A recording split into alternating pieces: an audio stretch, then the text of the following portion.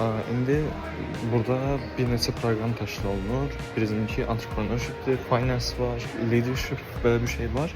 Nəsə belə bir neçə proqram var. İndi bu proqramları birləşdirib bir leksiya təşkil edirlər. Bunun adı Cross Program Lecture adlanır. İndi Wharton School'un dekanı gəldi. O bir crisis management haqqında bir dərs keçdi. Leksiya verdi. İndi isə biz teacher assistant TA-ların otaqlarına gedirik və qrupla bir tapşırıq veriləcək, onu həll edəcəyik. Belə. Dərsləri bizə 2 təlimçi keçirdi.